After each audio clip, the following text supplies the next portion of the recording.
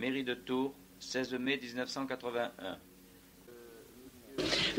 Monsieur Villemain, ingénieur agronome, voudrait rectifier un passage de tout à l'heure, simplement pour compléter, pour qu'il n'y ait pas de confusion. J'ai vu le professeur Louis-Claude Vincent bondir. On va remettre la chose au point pour que tout le monde soit d'accord. À vous, monsieur Villemain. Oui, c'est peut-être pas une correction, c'est un commentaire. Tout à l'heure, monsieur le professeur Chaboussou nous a dit qu'il avait vu chez l'agriculteur du Richelet, de la région de Richelieu, des terrains qui étaient oxygénés. Alors le professeur Louis-Claude Vincent, qui insiste beaucoup sur la nocivité de l'oxygène, évidemment a bondi. Je pense qu'il aurait peut-être mieux fallu dire terrain aéré, parce que nous ne savons pas exactement quelle est la composition de l'atmosphère souterraine dans ces cas-là. Le problème, monsieur. Voilà. C'est toute l'agriculture, ça. Exactement. C'est pas l'oxygène qui fait pousser les plantes, puisque les plantes repoussent l'oxygène. Elles n'en veulent pas. C'est pour les plantes un poison. Alors donc justement, c'est pour nous un poison, mais ce poison est nécessaire à notre vie parce qu'il nous aide à dépolariser. Et je vous expliquerai ce soir le plus simplement possible, parce que finalement tout est clair si on s'explique simplement, et vous comprendrez. bon, Ce qui fait la richesse du terrain dit aéré, c'est parce qu'il est carbonique. C'est le carbonique qui se dépose et pas l'oxygène, parce que d'abord le carbonique a une densité plus grande que l'oxygène et il se dépose dans le terrain aéré. Le terrain aéré ne peut pas faire de bons résultats. Le terrain non aéré ne peut pas donner de bons résultats parce qu'il ne peut pas recevoir d'oxygène. Je peux vous donner une explication, vous comprendrez de suite, une expérience qui a été faite au début des principes de la culture biologique. Au début de la culture biologique, c'est-à-dire en 1952, avec ma collaboratrice, le docteur Jeanne Rousseau, dont vous avez entendu parler, et qui est l'auteur de plusieurs articles sur la culture biologique, les premiers qui ont été faits entre 52 et 53 et qui ont paru dans diverses revues, en s'appuyant sur ma technique, c'est-à-dire la bioélectronique, et la mesure des facteurs du terrain. Parce qu'en confirmation de ce que vient de nous dire M. Chaboussou, c'est finalement le terrain qui fait tout. Et le terrain est déterminé par des facteurs électromagnétiques. Nous sommes dans un univers électromagnétique. Nous sommes des êtres électromagnétiques. Il faut venir à cette notion, qui est la notion atomique, n'est-ce pas? Celle de protons, d'électrons et de champs magnétiques, et qui fait tout. Et lorsque nous sommes malades, c'est que nous perdons notre champ magnétique. Et si nous sommes en pleine forme, et si nous pouvons maintenir le champ magnétique, il n'y a pas de raison d'être malade, et il n'y a pas de raison de devenir vieux. La vie humaine n'a pratiquement pas de limite s'il n'y avait pas d'accidents qui viennent supprimer ce champ magnétique qui est la force vitale, qui est l'activité vitale, qui est l'organisateur total de tout organisme vivant. Eh bien, l'expérience que nous avons faite avec le docteur Jeanne Rousseau, chez elle, en bordure de la mer à Saint-Père-en-Retz, à Bourgneuf-en-Retz, dont elle est restée mère pendant plusieurs années. Ce qui l'a détourné, hélas, de la science et de la culture biologique. Bon. Eh bien, nous faisons ces premières expériences pour voir comment se fabriquait le dorifort dans un terrain de 5 mètres sur 10 mètres, sur 2 terrains de 5 mètres sur 10 mètres et à côté, et séparer ces 2 terrains par un sentier de 50 cm. Même terrain, on va planter des pommes de terre et on va voir ce qui va se passer suivant la façon dont nous allons aérer le terrain. Voilà ma question d'aération. Le premier, on fait des retournages profonds. On renverse les couches. Ce qui était en dessous passe en dessus, etc. le terrain est aéré, mais en renversement de couches. Ce que nous appelions la malfaisance des labours profonds et surtout des labours en retournement. Et le deuxième terrain a été fait avec une sous-soleuse. Une sous-soleuse de façon à faire des petites galeries de 2 cm de diamètre à une certaine profondeur et en même temps couper le terrain verticalement. Eh bien, qu'est-ce que nous avons constaté? Nous avons planté des pommes de terre, les mêmes, dans les deux, les mêmes.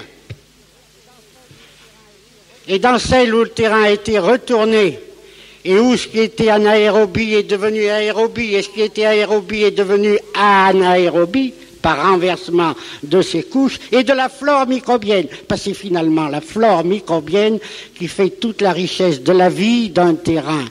La vie de tout terreau, quel qu'il soit, n'est rien s'il n'y a pas des microbes. Et la preuve, nous l'avons faite aussi à ce moment-là. Il n'y a qu'à stériliser les terrains, non pas avec des produits chimiques, mais en supprimant, par exemple, toute humidité, en les asséchant légèrement, en tuant pratiquement les microbes qui peuvent exister, en les mettant à 40 degrés, et vous arrivez au terrain aride que l'on... Vous arrivez au terrain aride que l'on mesure sur des centaines de milliers de kilomètres carrés sur la moitié de la Terre, aussi bien en Afrique qu'au Moyen-Orient, etc. Bon, donc nous avons fait cette plantation dans ces conditions. Le deuxième terrain, nous avons fait, je vous ai dit, les façons superficielles et l'aération en profondeur pour que nous ayons des bonnes réserves de gaz carbonique. Résultat, le premier terrain envahi par le doryphore, l'autre à côté, rien. Donc voilà, le doryphore est une production locale qui vient du terrain. Nous arrivons à cette notion du terrain qui est universelle, qui s'applique et que nous appliquons et que je vais enseigner dans les universités maintenant. Et ces cours vont commencer à partir du mois de juin à la grande université d'Orsay où officiellement un certain nombre de professeurs de haute qualité et des docteurs en biologie assisteront pour avoir les nouvelles idées. Eh bien, tout est question de terrain. Ce sont les structures du terrain que nous définissons maintenant de façon scientifique, que nous pouvons mesurer instantanément, qui font la qualité de la terre et la puissance productrice. Nous pouvons dire d'un terrain que nous avons mesuré, celui-là ça va marcher, celui-là ça ne va pas marcher, parce que ça ne marche pas partout. Il y a non seulement les questions de composition de terrain, il y a les questions de nature de ces terrains, de granulométrie, d'exposition, d'altitude, etc. Toujours, parce que nous sommes dans un univers où absolument tout joue. Et vous qui êtes des hommes de la Terre, vous le savez mieux que quiconque, la science la plus avancée à l'heure actuelle est taxée sur les questions cosmiques que j'ai abordées, les influences cosmiques avec des mesures électroniques il y a déjà 30 ans, et alors que personne ne voulait en entendre parler, ça y est, on fait des études très avancées et on arrive à trouver des choses absolument prodigieuses. Savez-vous que dans les plantes, on trouve le magnétisme, on peut faire ces liens, la plante a sa vie, et ce magnétisme, au fur et à mesure qu'il disparaît, que l'effet disparaît, que l'on photographie et que l'on peut présenter journellement, vous voyez la vivacité de la plante si elle existe. Et cette vivacité, je le redis, c'est valable pour tous les êtres vivants, quels qu'ils soient. Aussi bien l'animal que le végétal, c'est une loi universelle. C'est le magnétisme qui guide le monde. Si j'ai un mot, je dirais, c'est le Dieu de la création. Que notre Dieu a dû faire parce qu'il fallait un esprit divin pour, avec un même principe, arriver à faire tout ce qui constitue notre monde.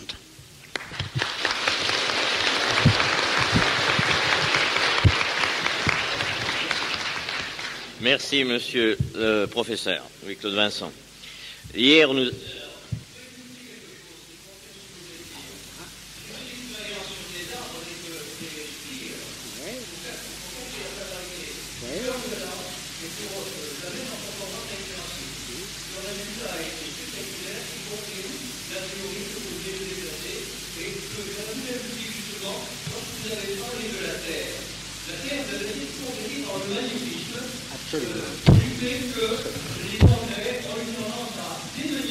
Absolument.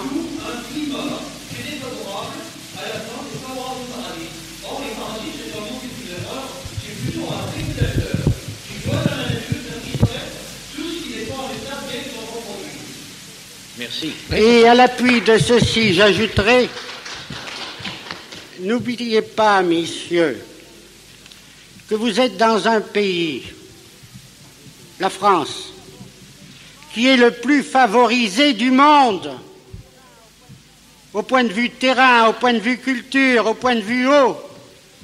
Vous êtes dans un pays béni. Seulement, vous ne savez pas les richesses que vous avez, parce qu'on ne vous a pas enseigné les vraies lois. Retenez une parole, celle du Christ. Dans son discours sur la montagne, qu'est-ce qu'il dit?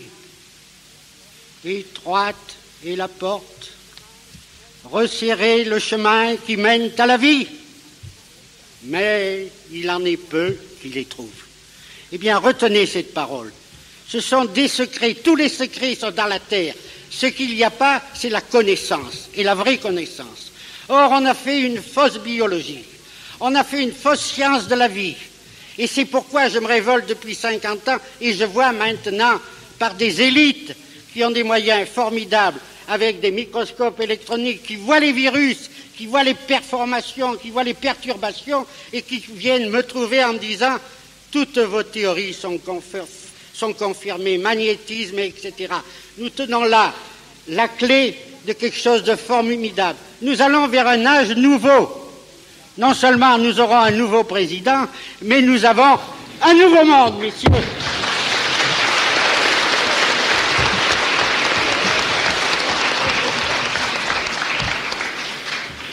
Eh bien, confiance à tous et travaillez, continuez à travailler comme vous le faites, mais surtout à vous instruire et à vous tenir informés de tout ce qui peut être de nouveau. Et ici, je dis à mon ami Racineux, que je connais depuis longtemps, eh bien, je compte sur votre revue pour faire paraître tout ce qui doit être connu et qui est favorable au succès de tous vos efforts. Et ce succès, vous le méritez, et vous en serez les premiers bénéficiaires, et comme disait Madame Egmont-Florian tout à l'heure, vous pourrez en faire bénéficier ceux qui ne sont pas dans un pays béni comme la France.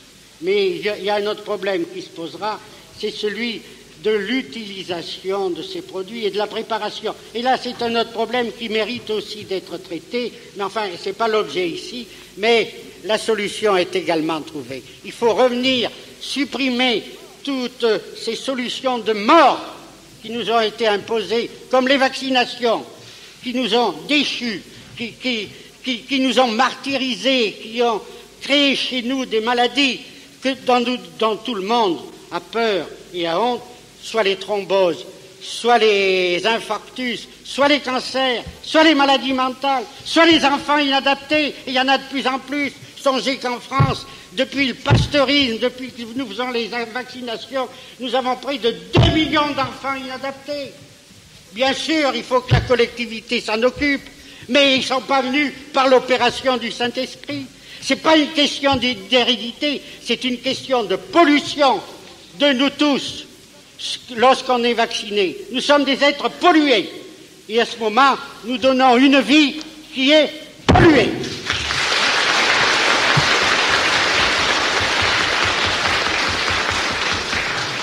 Un dernier mot. Le moment est venu de réagir et d'alerter les pouvoirs. Un gros dossier que j'ai ici, de 100 pages avec toutes les précisions, a été remis personnellement au ministre de la Santé publique. Un autre au président de la République sortant.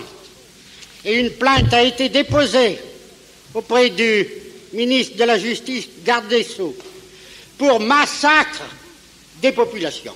Parce que nous, en France, depuis les vaccinations obligatoires depuis 1920, et je ne parle pas des troupeaux massacrés, une viande massacrée, une viande qui n'est plus bonne, que tout le monde rejette, parce que les bêtes sont empoisonnées par les vaccins. Alors qu'il n'y a qu'une seule solution, mais il faut la faire, c'est la solution de l'hygiène, c'est la solution de la pureté, c'est la solution de la culture biologique, et c'est la solution de l'eau très pure, parce que c'est l'eau qui commande la vie. Nous avons en nous 70% d'eau. Si cette eau que nous prenons, et les animaux, c'est à peu près la même, eh bien tout est pollué et rien ne peut fonctionner. Alors retenez ceci et nous reprendrons la suite cet après-midi.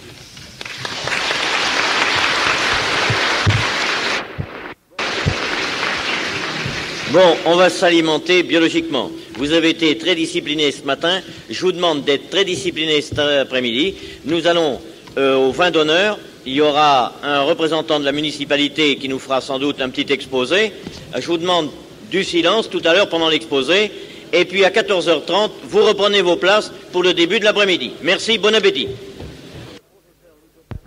Alors c'est le professeur Louis-Claude Vincent, on va varier un petit peu le programme, qui va commencer parce que il a pris le train et il a besoin de se dégager plus tôt. Le professeur Puiset prendra après. Alors le professeur Louis-Claude Vincent, je n'ai plus à vous le présenter, je crois que tous les gens qui suivent notre organisation le connaissent depuis Bielle-Lurette. Ça fait le 3e congrès qu'il accepte de venir à Tours. Nous y sommes très sensibles. Beaucoup parmi vous sont venus pour l'entendre, car il est très intéressant à entendre, et je vais, sans plus attendre, lui passer la parole immédiatement. Vous comprenez? Alors à vous, professeur Louis-Claude Vincent.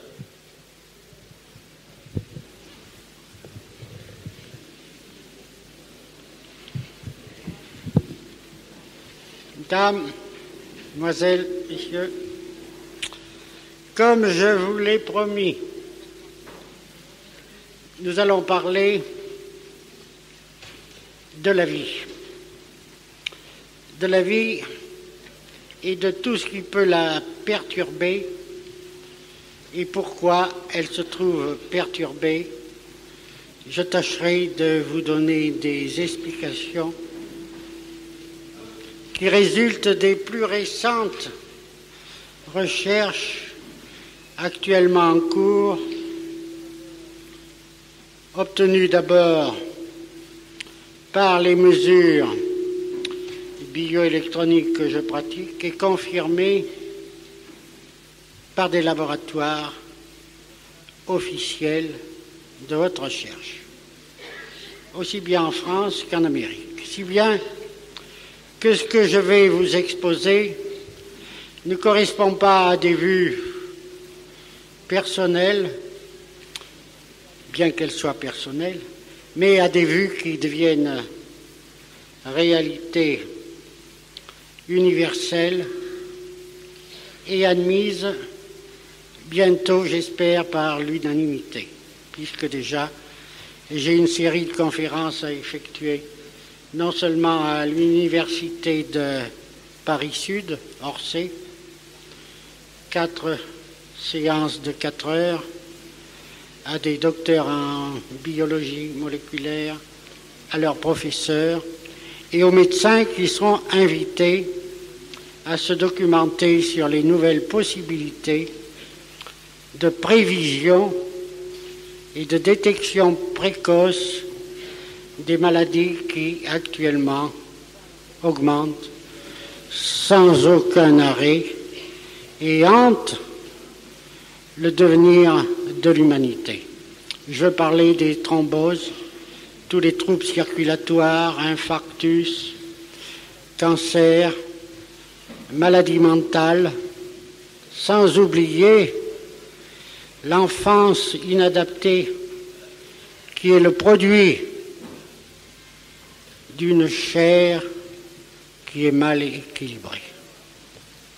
Il n'y a pas de mystère, pas plus qu'il y a de miracles, il y a des réalités qui doivent s'expliquer et qui s'expliquent lorsqu'elles sont basées sur des éléments scientifiques.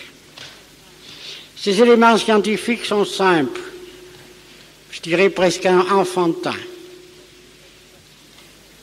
Il s'agit de lire sur un diagramme les variations de potentiel électrique mesurées dans certaines conditions pour permettre de définir l'état d'un terrain.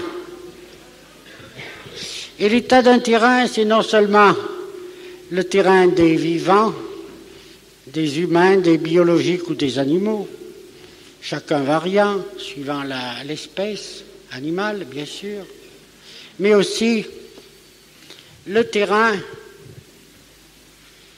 végétal, les terrains végétaux, et par suite les terrains sur lesquels vous êtes appelés à exercer votre travail et vos compétences. La nature est une. Nous sommes dominés de façon absolue par l'entourage cosmique qui nous entoure. Nous sommes soumis aux variations des jours, des saisons et même des décennies, puisqu'il y a des variations dans les saisons suivant les cycles solaires. Ces cycles sont de 11 à 22 ans et suivant, il y a plus ou moins de variations. Or, tout cela se rattache à une seule valeur, finalement, à des valeurs magnétiques. En ce moment, le Soleil est très excité. Il a une valeur magnétique considérable qui est mesurée journellement par les instituts solaires du globe et concentrée en France au laboratoire de Meudon. Et je puis dire que régulièrement, je prends des nouvelles des valeurs magnétiques qui sont définies par un certain chiffre. Le chiffre de Wolf, qui était un astronome allemand du début du XVIIIe siècle et qui permettent de mesurer le magnétisme.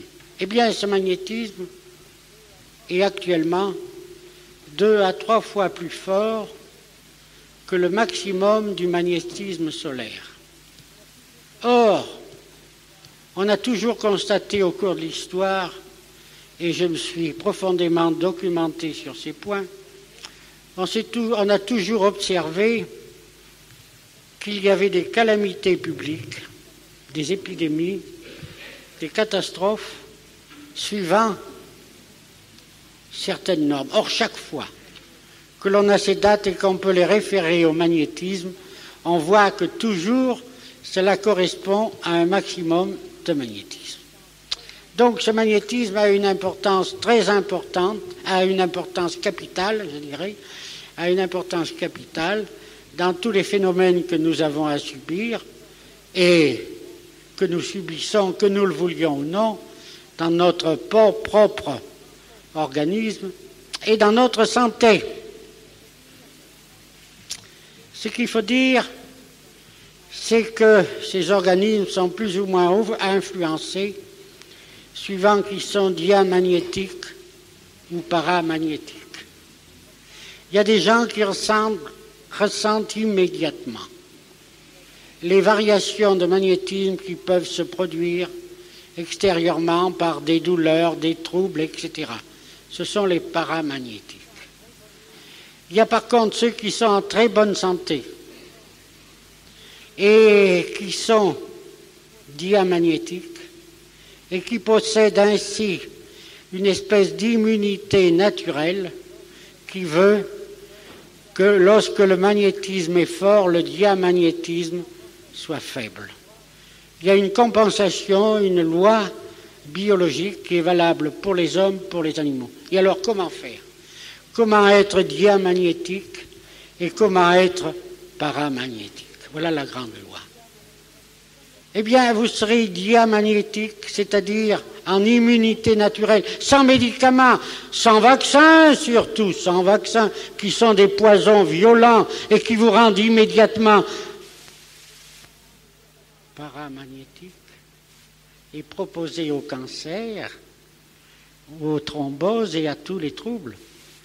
Mais si vous voulez rester diamagnétique, donc sans vaccin, à condition de prêter le milieu au paramagnétisme, au diamagnétisme, c'est-à-dire de l'eau la plus pure possible, sans métaux, puisque le paramagnétisme est un exemple de ferromagnétisme. Dès qu'il y a des éléments ferrugineux ou minéraux dans une eau, ils favorisent le ferromagnétisme ou le paramagnétisme, et par suite, ils varient avec les variations cosmiques. Alors vous êtes des organismes qui sont malades suivant les circonstances extérieures, etc. Vous n'êtes pas en bonne santé. La bonne santé est celle d'un individu, d'un organisme qui a toujours utilisé de l'eau sans métaux, sans aucun métaux, de l'eau pure, l'eau du ciel, l'eau de pureté dont parlaient les anciens qui permettait aux hommes de devenir très vieux, si bien que les patriarches ressemblaient aux jeunes de 20 ans. C'est dire que la vie n'avait pas d'emprise sur eux. Et on trouve cela défini dans des extraits que j'ai retirés des livres saints de l'Avesta lorsque les Aryens étaient sur les hauts plateaux de l'Inde. Donc, naturel. Une eau très pure. Mais par contre, si vous avez le malheur d'avoir bu des eaux qui sont chargées de minéraux, de calcium, mais il y en a beaucoup, hélas, et en France, il y en a aussi, à part les régions du Massif central, du Limousin, de la Bretagne, des Ardennes et un peu des Pyrénées, il n'y en a pas beaucoup. Tout le reste sont des eaux calcaires. Et sur ces eaux calcaires, eh bien, c'est très difficile d'avoir du diamagnétisme. Parce que par l'eau que vous buvez, et vous êtes bien obligé de la boire, que vous la buviez naturellement, rien que ou pour la cuisson des légumes, vous la prenez quand même et vous en supportez les conséquences. Donc ce diamagnétisme est celui qui consacre l'immunité d'un individu vis-à-vis de la maladie. Tandis que le paramagnétique, qui est sujet aux influences minérales, eh bien, va évoluer dans un autre sens. Et c'est celui qui est sujet aux maladies. Surtout, s'il a reçu des vaccinations. Et vous allez comprendre pourquoi. Et je vais tracer un graphique. Est-ce que vous pouvez le voir, ce graphique ici, oui? Voilà.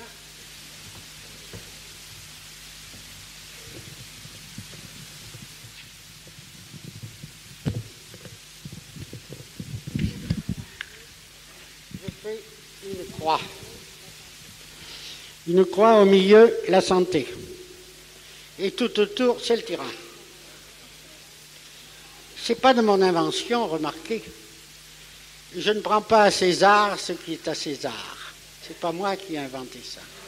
Ce sont les Grecs. C'est Homère qui a commencé, Pythagore qui a fini, et tous les grands philosophes grecs, et notamment Hippocrate et finalement Galien, qui définissaient la santé sur un diagramme. Seulement, ils ne mettaient pas de chiffres. L'avantage de la bioélectronique est de pouvoir définir un chiffre à partir de chacun de ces milieux, d'après les mesures effectuées sur l'individu. Si bien qu'après avoir pris les mesures de cet individu, on sait où il est, s'il est bien, s'il n'est pas bien, s'il est mal, s'il est très mauvais, s'il est destiné au cancer, etc. Parce que son terrain est tel. Je dis le terrain. Ce que l'on mesure, c'est le terrain. C'est l'état de ce que vous êtes et qui cumule la somme de tout ce que vous avez été. Parce que là-dedans intervient aussi bien votre ascendance, votre hérédité, votre jeunesse et tout ce que vous avez vécu, tout ce que vous avez fait, tous les excès ou les non-excès que vous avez pu faire tout se reflète, parce que tout a un reflet, en ce sens qu'il y a une modification d'apport dans le total organique. En plus, en moins de telle chose ou de telle chose. Il peut y avoir des apports qui sont bénéfiques, mais il peut y avoir des apports qui sont maléfiques, et on les mesure. On les mesure très simplement en mesurant par les normes scientifiques actuelles et les protons et les électrons, et on déduit les champs magnétiques qui sont le but final. Alors voici ce graphique. Ce graphique, je ne vous retracerai pas ceux des Grecs, je vous le dirai quand même. Les Grecs plaçaient ici l'influence du Soleil. Ici, l'influence des étoiles. Ici, l'influence de la Lune. Et ici, l'influence de la Terre. Et dans les éléments, il disait, ici, c'est l'air. Ici, c'est le feu. Ici, c'est l'eau. Et ici, c'est la terre. Et alors, on voit que le feu est opposé à l'eau, et l'eau est opposée au feu.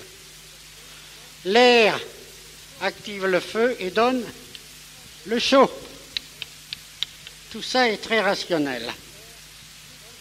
L'eau et la terre donnent le froid. Notez-le, ces principes. C'est très simple. Le froid, l'eau et l'air, qu'est-ce qu'ils donnent?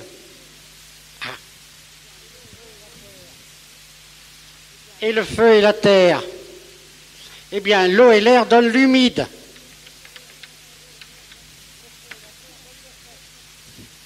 Le feu et la terre donnent le sec. Voilà. Alors nous avons notre diagramme. C'est le diagramme, ce n'est pas le mien. Je rends à César ce qui est à César.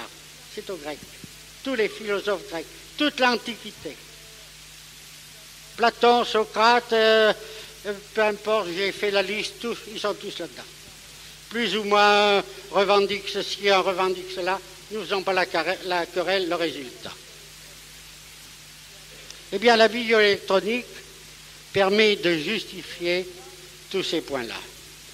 Eau et froid, les acides, c'est-à-dire les pH. C'est le potentiel d'hydrogène moléculaire, le potentiel d'hydrogène H, le proton, c'est-à-dire le nombre de protons. Ici, les alcalins. C'est le potentiel des oxydriles, c'est-à-dire des OH-. Le voilà. Alcalin, acide. Voilà deux fonctions. Mais il y en a deux autres. Il y a ici le réducteur.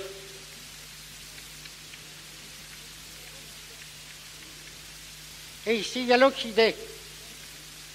Ah, le fameux oxygène de ce cher monsieur Pasteur, si cher à mon cœur, monsieur Pasteur. Il n'a vu que ça. Il n'a vu que ça et il a fait une erreur absolument colossale, qui a valu des centaines de millions, je dis bien, de morts à l'humanité. Il s'est trompé. Il n'a rien compris. Parce qu'il avait triché. Mais ça, c'est un autre problème. Donc, continuons notre diagramme. Nous mesurons qu'est-ce que nous voyons. Nous avons 4 secteurs. Un qui est entre le froid et l'humide et l'eau. L'eau. Ah, l'eau. L'eau. 70% de notre corps. 90% de notre corps à la naissance. 95% du fœtus dans le sein de notre mère. 90% à la naissance, 70% à 20 ans, 60% à 50 ans. Et alors arrivent les rides, parce que le pourcentage d'eau est plus faible, 55. Et à ce moment, dès que les rides se manifestent, tout un tas de désordres se manifestent. Parce que l'eau est en quantité insuffisante. Seulement attention, quand nous parlons d'eau, nous parlons d'une eau théorique, d'une eau parfaite, l'eau de l'Avesta. Ô toi, Dieu immortel, qui nous donne cette eau, fais de nous des immortels. Voilà le cri de l'Avesta. C'était l'eau pure, l'eau de pluie, ramassée, donc ne contenant aucun minéraux.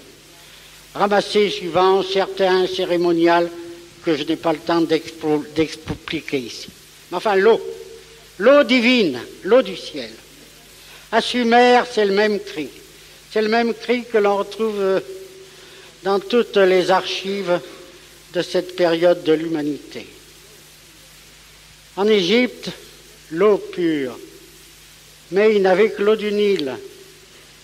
Alors comment ont-ils résolu le problème? Est-ce qu'ils ont mis des produits chimiques comme nous? Pas si fous. Est-ce qu'ils ont mis du chlore? Ah mais non. Ou de l'ozone, ou etc. Ou des produits chimiques? Non. Il y avait des règles très strictes.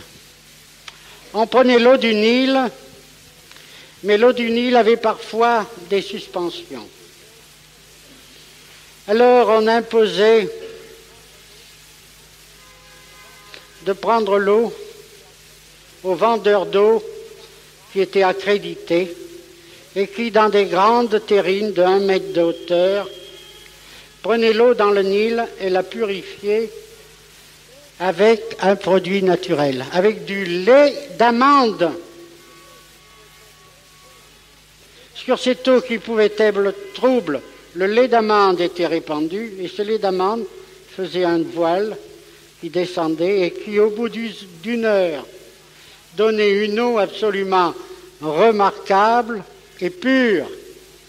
Et cette eau était valable pour la santé à telle enseigne que pendant 2000 ans, je dis même plus, puisque ça part de la 9e dynastie pour arriver à l'invasion des Grecs et à la démolition, les histoires d'Alexandre, eh bien, ils n'ont jamais eu d'épidémie, ni de maladie. Ils ignoraient la maladie de façon totale. Alors voilà cette question de l'eau qui est capitale. L'air, l'air évidemment, il faut que l'air soit pur.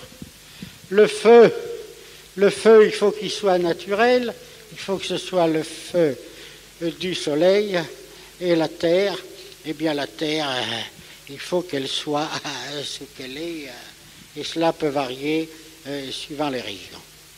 Alors là-dessus, quelles sont les maladies que nous trouvons? Eh bien nous trouvons que la naissance à un être humain, c'est pas la naissance, je dirais, la procréation, se fait ici en zone acide et réductrice. Or cette zone, c'est celle des vitamines. Voilà la normalité. Ici, c'est une zone acide mais oxydée. Alors là, ce sont les champignons.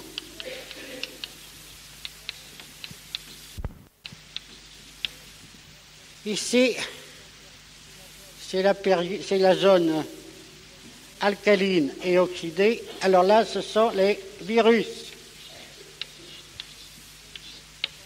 Et ici, ce sont les microbes.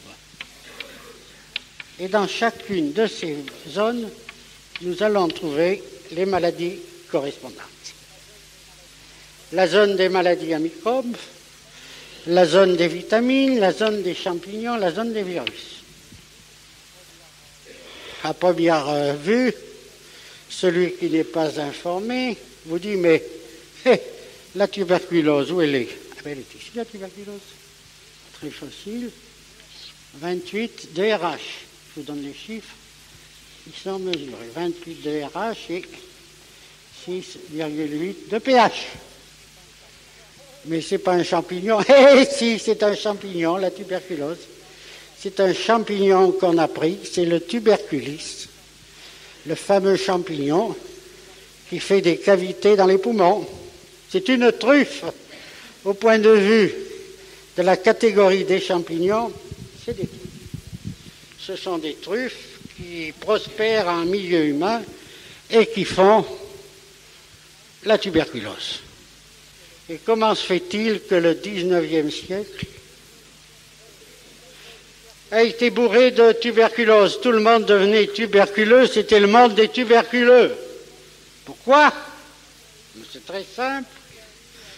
Parce qu'il y a eu une espèce de benet anglais, un grand benet, qui s'appelait Jenner, qui était un médecin et qui un jour a trouvé l'idée géniale de combattre la variole, parce qu'on avait peur de la variole.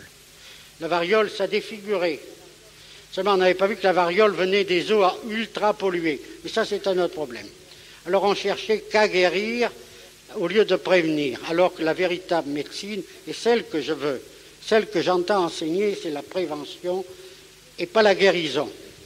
Eh bien, ce benet, je dis donc, de Jenner, auquel on a élevé des monuments dans l'Europe entière, il y en a partout des monuments. En 1800, il a trouvé cette façon merveilleuse de guérir la variole en injectant le pus de vache vérolée.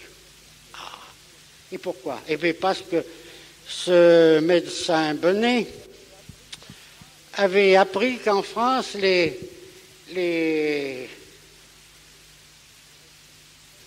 dirais ceux qui traient les vaches, n'avaient jamais la variole, parce que quand les vaches le pus était vérolé, ben, le pus était plein de... Les pieds étaient pleins de pus, ils s'en mettaient plein les mains, et avec ça, ils s'immunisaient. Et alors, il a eu l'idée de l'immunité.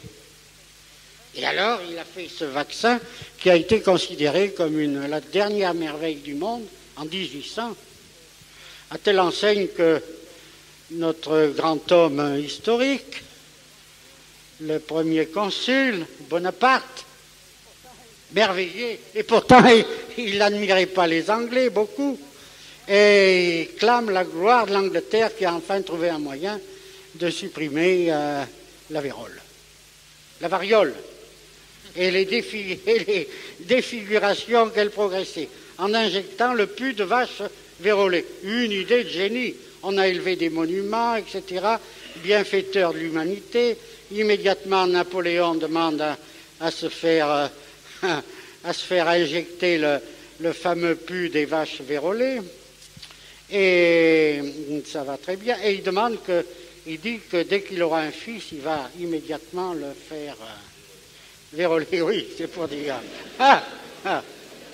Et ça arrive, et il se marie l'impératrice Marie-Louise, et Sa Majesté l'empereur Napoléon, en 1910, les noces, etc. En 1911, le bébé. 1811, oui, bien sûr. 1811, le bébé, le roi de Rome. Un enfant magnifique, splendide, gai, etc. Et un an après, on décide de le prémunir de la variole en lui injectant le pus des vaches vérolées, le fameux vaccin à M. Jenner. Et dès cet instant, l'enfant périclite, il tousse sans arrêt, il a passé sa vie à tousser. Bien qu'étant le fils de l'empereur déchu, il était tout de même considéré par la suite dans la cour de Vienne. Et il y avait des belles demoiselles qui voulaient bien aller avec lui, mais c'était rigoureusement interdit, parce qu'il ne tenait pas debout l'aiglon qui était devenu le duc de Reichstadt. Il passe sa vie isolée, aucun contact avec ses semblables, pratiquement, toujours malade. Il tousse. On lui confie un régiment, son grand-père, en disant, eh ben, le grand air lui fera du bien. Eh ben, le grand air lui a pas fait du bien du tout, puisqu'après 2 mois de commandement, il doit rentrer à Vienne et s'aliter. On appelle sa mère d'urgence, qui était remariée. C'était la duchesse de Toscane. Elle vient du fond de l'Italie. Elle traverse l'Italie. C'était en hiver. Il faut traverser le Brenner, les neiges, etc. Et elle arrive à Vienne. Et son enfant est mourant. Il est mourant et toute la cour, supposons que vous soyez la cour, assemblée tout autour du mourant qui est ici. La mère l'embrasse, est perdu. Le fils qui était à moitié, qui avait perdu déjà la surdité des oreilles, il n'entendait plus. Des champignons étaient poussés dans ses oreilles. On n'a jamais su d'où ça venait, mais vous allez comprendre. Oh, vous aurez vite compris. Des champignons dans les oreilles. Bon. Et elle le prend dans ses bras, elle l'embrasse, etc. Et bientôt, il est mort. Il est mort dans ses bras. Elle est arrivée pour le voir mourir. Il pousse un cri, elle veut le garder. Mais hélas, elle doit bientôt le relâcher avec horreur.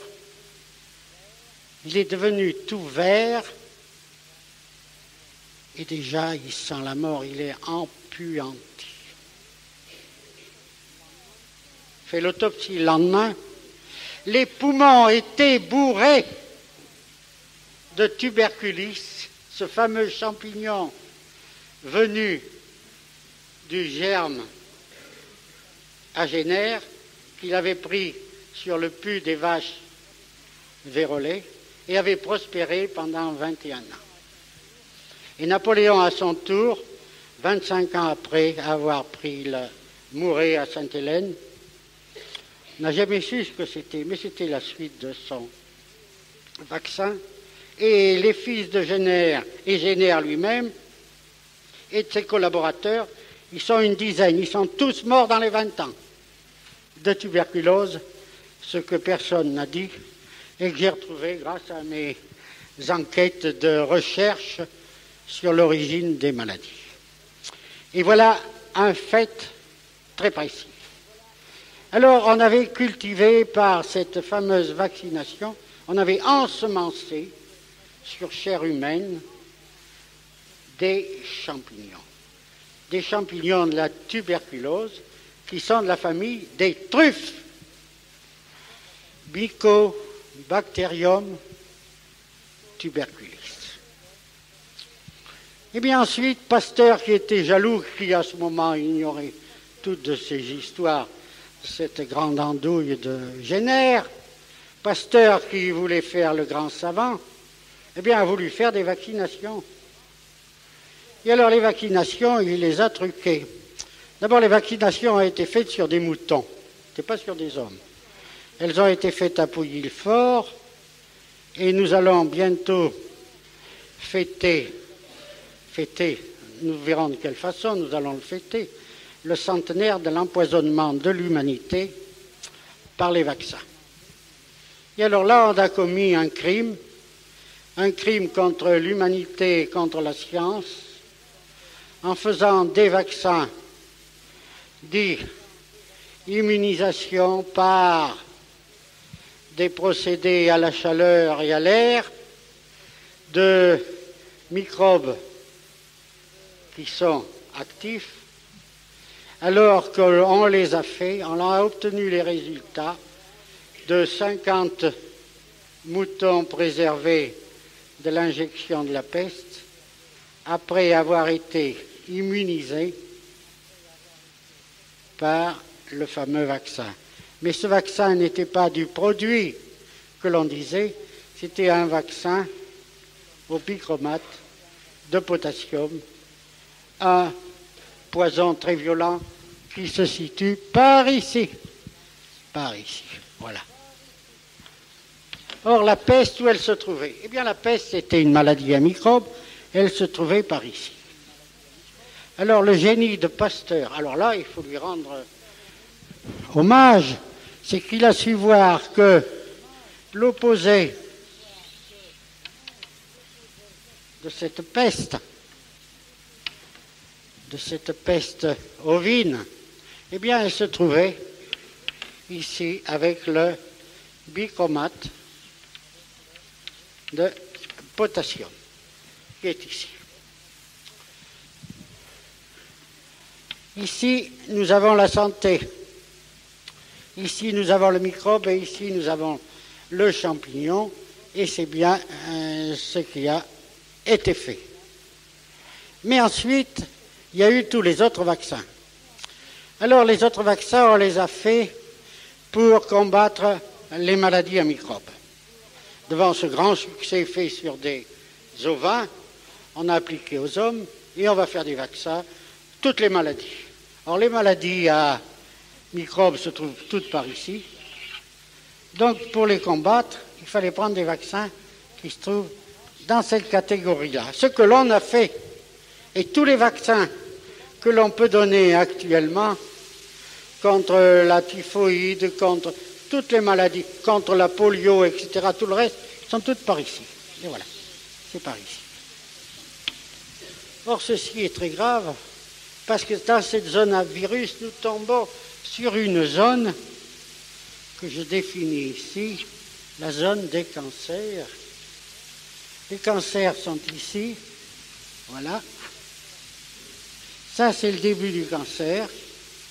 Et ici, c'est la fin des cancers parce que vous avez droit à la croix de bois, c'est-à-dire mort. Voilà, c'est fini. C'est fini. Alors, tout le problème, vous voyez, est de ne pas rentrer dans cette catégorie. Or, quand nous faisons les mesures, nous voyons où se trouve le citoyen.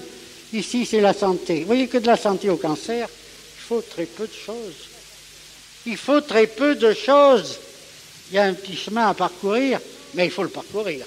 Faut-il le parcourir? Mais si on en fait un peu trop, alors là, on est déjà dans la bonne zone, qui ne peut que se dégrader au fur et à mesure et vous amener dans la zone irréversible.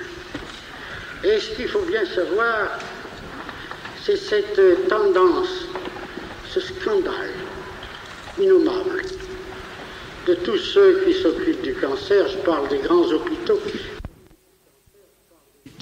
Et là, je pars en bagarre avec eux et avec le pouvoir de façon totale. Je demande à être mis en prison si je mens, sinon qu'on mette les autres en prison. Il faut savoir, il faut faire un procès. J'ai déjà alerté le garde des Sceaux, ministre de la Justice, de l'ancienne machine, mais ça va se répercuter sur le nouveau. Alors bientôt, je vais lui rendre visite et lui dire, voilà, il se commet depuis 120 ans sans arrêt des assassinats qui sont vérifiés de façon scientifique, non seulement par moi, puisqu'on n'en tiendrait pas compte, mais qui sont reconnus, agréés, et on demande vite de les exposer de façon qu'on puisse les expérimenter et en profiter. Alors voilà, tous ces cancers, et alors tout s'explique en ce sens que, au lieu de vous trouver dans la zone des vitamines, qui est la zone de santé et de production, sans aller jusqu'à la tuberculose, parce que les tuberculoses, comme on les vaccine maintenant, avec le BCG est par ici. Alors on les sort de la tuberculose pour les mettre dans le cancer du poumon. C'est pour ça qu'avant, il y avait de la tuberculose, il y en a peu, mais il y a du cancer du poumon en quantité qui augmente. On a dévié la maladie purement et simplement parce qu'on a modifié les effecteurs. Et je ne rentre pas dans les chiffres parce qu'alors nous n'en sortirions pas. Ce que je veux, c'est que vous reteniez de ce graphique une image qui vous permette de comprendre comment évoluent les maladies. Eh bien, la santé est ici. Si vous avez une eau pure, très pure, vous êtes par ici, parce que je vais mettre des chiffres. Ici, c'est les valeurs de RH, 22, ici 0, ici c'est 42, la limite vitale, donc c'est à peu près la moitié. C'est à peu près la moitié, 22, 42. Alors une eau par ici, mais une eau par ici est encore mieux, parce qu'elle est acide et réductrice, parce qu'il y a les vitamines. Ah! Et alors, et le champ magnétique, direz-vous, il est très simple. On a hésité à un moment, et moi-même j'ai hésité, parce qu'il y a des instituts de recherche atomique très valables en France, à Saclay, au CERN à Genève, où je vais souvent, et puis à Hambourg en Allemagne, sans parler de Berkeley aux États-Unis. Et ces grands instituts, ils sont tous d'accord maintenant, et c'est très récent, il y a une quinzaine de jours, ils ont défini de façon définitive les valeurs en magnétisme et du proton et l'électron. Donc nous avons ces valeurs, je ne vous les donnerai pas, c'est de l'ordre de 10 puissance moins 20 ou moins 23, etc.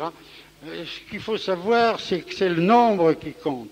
Et on arrive avec le nombre à définir exactement quel est finalement le potentiel disponible pour l'activité vitale. Et c'est celui-là qui compte.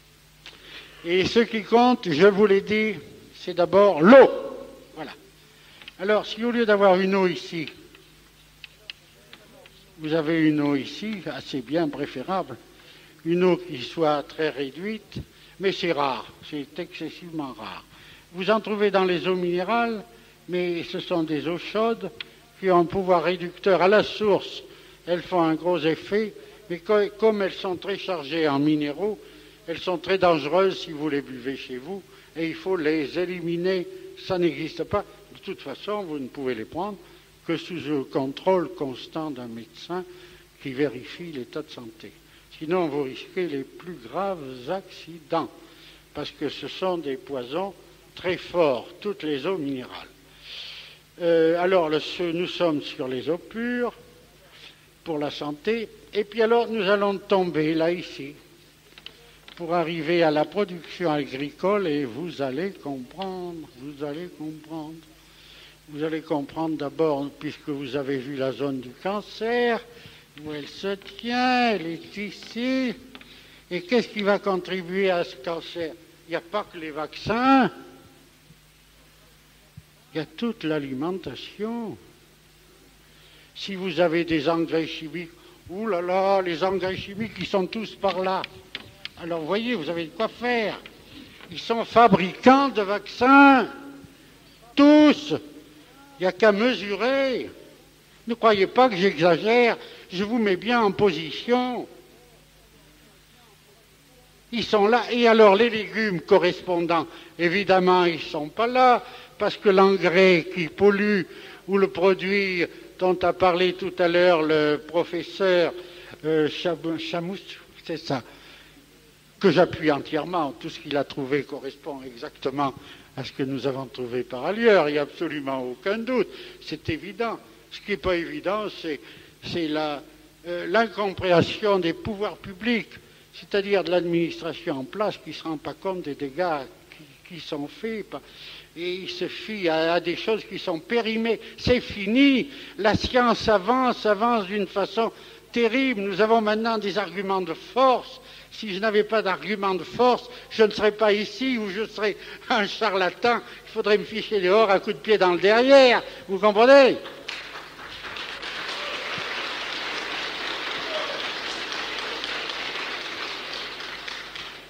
Il n'y a pas de vérité, il n'y en a qu'une. Et saint Paul disait, la force de la vérité peut soulever les montagnes. Eh bien, j'ai cette force, parce que j'ai la vérité. et que je suis sûr de ce que je dis et de ce que je fais et de ce que je mesure. Comme je suis sûr de l'avenir de la culture biologique, parce qu'en tant que telle, elle saura éliminer tout ce qui est poison et tout ce qui est antinature. Parce que tout ce qui est poison et tout ce qui est antinature est en même temps antinaturel. Et alors nous allons voir le magnétisme maintenant. Je ne veux pas trop charger votre esprit, mais enfin je crois quand même que vous aurez une notion avec ces quelques graphiques que j'ai faits. Alors voyons le magnétisme. Le maximum d'électrons et de protons se trouve ici. Voilà. Ah, c'est ici. Ce sont les éléments actifs de la matière qui donnent le magnétisme. C'est ici que nous avons le maximum de magnétisme. Et c'est ici que nous avons trouvé les sujets les plus doués en magnétisme, de véritables piles magnétiques vivantes, capables de rendre les plus grands services à leurs concitoyens en les soulageant ici. C'est ici où nous trouvons les visionnaires qui savent voir à distance, qui sont doués de dons supranormaux parce qu'ils sont chargés de magnétisme, ici. Acide et réducteur, vitamine, survitamine. Et autre chose que je vais vous dire, qui est plus triste, c'est la drogue. La drogue fait des désastres terribles parmi notre jeunesse, mais je les excuse tous, parce qu'ils trouvent là une compensation à leur misère lorsqu'étant jeunes, on les a bourrés de vaccination. Parce que la drogue, elle est ici. Ils voient des paradis artificiels. Et en cela, pour eux, c'est bon. Ils le croient, mais ils sont esclaves. Mais scientifiquement, les mesures sont ici. À l'opposé de ces saloperies, qu'elles viennent des engrais, des pesticides, des vaccinations, etc., de toutes les pollutions intimes. C'est ça. Ils retrouvent un équilibre qu'ils n'ont pas. Elle est désemparée, cette jeunesse. Des exemples, je pourrais vous en donner des milliers, mais je vois, j'ai des désastres. J'ai des désastres, des mères éplorées. Ma fille, qui travaillait bien, qui était première à l'école, 17 ans, on vient de l'opérer, des ovaires, 17 ans. Madame, je vous donne ma fortune, monsieur le professeur, faites quelque chose. Madame, qu'est-ce que vous voulez que je fasse? Tout ce que je peux faire, c'est vous renvoyer à un médecin qui fera son métier, qui la regardera et qui répondra à mes questions. Et au médecin, je dis, regardez, c'est pas possible. Regardez, est-ce que cette fille n'a pas fait la noce? Il y en a. Est-ce qu'elle n'a pas pris la pilule? Ça, c'est un drame aussi. La pilule, c'est là. Vous préparez le cancer, ne cherchez pas. Et la thrombose, c'est là. Je vous donnerai un moyen d'ailleurs pour la supprimer sans danger, comme je l'ai donné aux Allemands. C'est là, voilà. Le sperme ne peut être fécond que s'il est en milieu alcalin, parce qu'il vient ici. Il est là, le petit sperme. Il est là. Et il galope, hop là. Et l'ovule est ici, hop là. Or, si vous faites, au moment voulu, bien sûr, suffisamment à l'avance, une injection d'une eau pure avec 5% de vinaigre, c'est tout. vous ne ferez pas mal, au contraire, vous préserverez le vagin et l'avenir de l'utérus sans aucun dommage. Et vous n'avez aucun risque de fécondation, parce que la fécondation ne peut se faire qu'à partir d'un sperme alcalin dont la charge que j'ai calculée et qui a été vérifiée est de 480 000 volts. Eh oui, c'est une véritable décharge énergétique. Eh oui, 480 000 volts, c'est les nouveautés. Et ce n'est pas nouveau, remarquez. J'ai beaucoup lu, bien sûr, ceux d'entre vous qui ont lu mon fameux ouvrage sur le paradis perdu, c'est là où j'ai puisé beaucoup de notions, de mu qu'on présente à Paris. On le présente dans une séance solennelle de signature le 23 de ce mois à la Foire de Paris. Ce n'est pas la Foire de Paris, c'est l'exposition internationale du livre. Et alors, j'aurai à le signer. Eh bien, je signale dans ce livre, il y en a deux d'ailleurs, ce que j'ai découvert chez les Égyptiens. Eh bien, les Égyptiens étaient très savants puisqu'ils avaient une très vieille civilisation. Et ils indiquaient que la fécondation était un acte céleste. En ce sens que c'était le ciel qui apportait un feu à l'ovule, de telle façon que cet ovule soit immédiatement coagulé comme du blanc d'œuf, et que par suite d'autres spermatozoïdes ne puissent pas arriver à le féconder.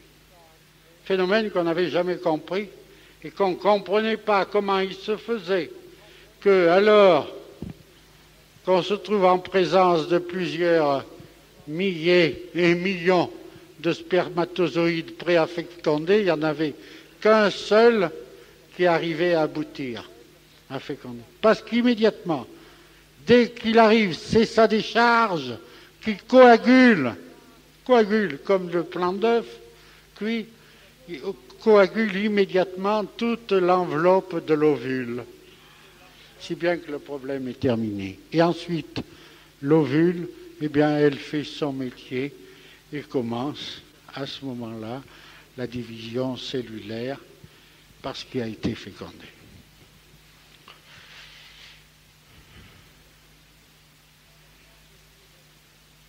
Il y a tant de choses à dire sur tout ceci. Retenez en plus que tout ce qui est bon pour la santé, c'est tout ce qui est là-dedans. Tout ce qui correspond aux alcalins, c'est-à-dire aux acides et aux réducteurs, et on retrouve les fameuses recherches de Michelet, de l'historien Michelet, nous disant « Comment se fait-il que dans toute l'histoire, jamais aucun historien ou botaniste ou médecin n'ait signalé les bienfaits de cette fameuse drogue d'Asclepias acida, c'est-à-dire le médecin acide, qui pendant plus de 5000 ans, et ainsi il parle des Aryens qui étaient réfugiés sur les hauts plateaux de l'Inde, qui pendant 5000 ans ont tenu en parfaite santé ces populations aryennes dont nous descendons. Eh bien, cet Asclepias acida est également le remède sacré des Grecs qui faisaient avec cela des miracles à Épidore dans le temple d'Esculape, le dieu de la médecine. Non seulement ils utilisaient les chiens et les serpents pour lécher les plaies, et les guérir en quelques jours, parce que les langues de serpents qui étaient dressées, comme les chiens, qui lèchent les plaies, sont pourvues d'un antibiotique naturel qui vous fait une cicatrisation absolument formidable. J'ai fait une expérience là-dessus. On m'a dit en Auvergne, mais on fait ça. Alors, tu es de la Haute-Auvergne et tu sais pas ça. Ben, je dis, je savais pas. Je sais pas tout. Hein. Bon, enfin, voilà, on fait lécher les chiens, aux chiens les plaies. Et ils s'y prêtent très instantanément. Et j'ai fait l'essai. J'ai fait l'essai sur une dame de 70 ans qui avait des espèces de plaies dans une jambe qui n'arrivaient pas du tout à se cicatriser. Elle avait essayé toutes les pommades de la pharmacie, des années, les médecins, etc. Alors on met le chien. J'ai dit, on va mettre un peu de sucre dessus pour que le chien ait tout de même... Ah, pas du tout. Ah, pas du... Il a vu la craie, on lui a machin, on lui a mis le museau immédiatement, il s'est mis à lécher. Le chien... Alors, je vous le signale, ça peut vous rendre de grands services. Comme il y a un autre, je veux vous dire, on vous met comment je vous dirais, on vous met en alerte, on vous met en crainte au sujet d'un mal terrible qui est alors, ici. Quand on se pique, alors, tétanos. Oh, merci, madame. J'ai besoin de relais parce que, vous savez, ça va plus là-dedans. Hein. Ça va plus. Bon, alors le tétanos. Eh bien, le tétanos, c'est ici. Et c'est un microbe tellement vigoureux qu'il peut vous conduire à la mort en 3-4 jours. Alors on vous dit, faites-vous vacciner. Ma chère madame, se faire vacciner. Il m'est arrivé une épreuve et mon épouse est par là, je ne sais pas, vous êtes bien par là, oui. Elle a subi l'épreuve. Elle va à la cave et il y avait des planches avec des pointes qu'elle n'avait pas vues. Et puis elle marche bien bravement dessus, elle se transperce tout le pied. Tout le pied, et 2 heures après, et comme par hasard, j'étais pas là. Et 2 heures après, c'était enflé comme ça. Alors vite, le médecin vient, le médecin dit, oh ben il n'y a qu'une chose à faire, on va lui faire un sérum. On lui a fait un sérum anti-tétanique, qui a très bien réussi, le sérum a disparu, mais après, pardon, il y a eu 1 mois et demi d'édème de cuite et j'ai cru la perdre. Elle avait le visage comme ça, etc., etc. Heureusement, je l'ai mesuré tous les jours et puis je me suis aperçu que ça allait bien parce que finalement, ses urines déchargeaient bien dans le bon sens. Et comme ça, nous sommes arrivés à la guérison. Mais enfin, c'est tragique. Alors, voilà, c'est le seul point où le vaccin peut s'imposer. Pas le vaccin, ce que je vais vous dire. Écoutez-moi. Vous croyez à ce que je vous dis? Eh bien, écoutez-moi. Prenez un oxydant. Vous voyez, c'est de la bioélectronique. Le machin est là. Vous prenez un oxydant qui est ici et vous avez à la santé, c'est fini. Et quel est cet oxydant? Eh bien, prenez de l'eau oxygénée. Prenez de l'eau oxygénée pure que vous mettez et que vous tamponnez bien sur la plaie. Ou sur un animal, c'est la même chose. Ou encore, mettez de l'eau avec 50% d'eau de javel. C'est un oxydant. L'eau de javel est par ici. Ou encore du permanganate de potasse. Mais l'eau oxygénée va bien. Le permanganate de potasse est plus efficace. Si vous voyez que l'eau oxygénée ne va pas, allez, permanganate de potasse 2 heures après. Parce que le tétanos, ça gonfle très rapidement. C'est un microbe plein de magnétisme. Il est là, il est dans la zone du maximum. Et alors, il est très dangereux. Et alors, on dit en France, il fait chaque année, je ne sais plus combien de milliers de personnes. C'est vrai. Mais ce qu'on devrait dire, c'est qu'il y a des moyens très simples de le supprimer et pas de forcer des gens à ces vaccins dont ils ne se remettent plus très difficilement. Parce que moi, j'ai fait le nécessaire pour qu'il n'y ait pas de séquelles, en faisant éliminer au plus possible et en vérifiant, et tout a été très bien et sans aucune conséquence. Voilà. Bon. Eh bien alors voilà. Alors je vous ai dit ici maximum de protons et d'électrons, magnétisme, maximum. Ici, plus de magnétisme, c'est fini. Plus de magnétisme, cancer. Ici, un peu, mais pas beaucoup. Ici, un peu, mais pas beaucoup. Voilà. Tout ça, au fond, c'est décroissant dans ce sens-là. Voilà. Là, c'est surmagnétisme. Nous dirons, passons les états normaux, les états anormaux, c'est-à-dire la fécondation, elle n'est pas normale, mais enfin la fécondation et la gestation, c'est une nécessité. Il faut bien que ça se passe avec des forces nécessaires et le magnétisme nécessaire. Donc c'est dans cette zone que j'appellerais, n'est-ce pas, une zone d'activité énergétique très grande. C'est celle-là. Là, mais en énergie, entendions-nous, de magnétique. Tandis que là, c'est une énergie très grande, mais antimagnétique. C'est le contraire. Et c'est le cancer. C'est le cancer, et là, il n'y a rien plus à faire. Dès que vous dépassez cette zone, c'est fini. Il n'y a qu'à aller chercher le curé, c'est fini, on n'en parle plus. Non, il n'y a rien à faire, il n'y a absolument rien à faire. Voilà. Et alors, les microbes, eh bien, les microbes, n'est-ce pas, dans toutes ces maladies, l'acide, le vinaigre, l'asclépias acida, le médecin acide. Rappelez-vous ce que je vous ai dit, ces paroles de Michelet. L'acide fait des merveilles. Acide. Et c'est avec cela que l'on peut arriver à défier de façon totale, comme je le fais moi-même, et malgré mes 76 ans, eh bien, vous voyez que encore ça va, je ne suis pas trop décatif.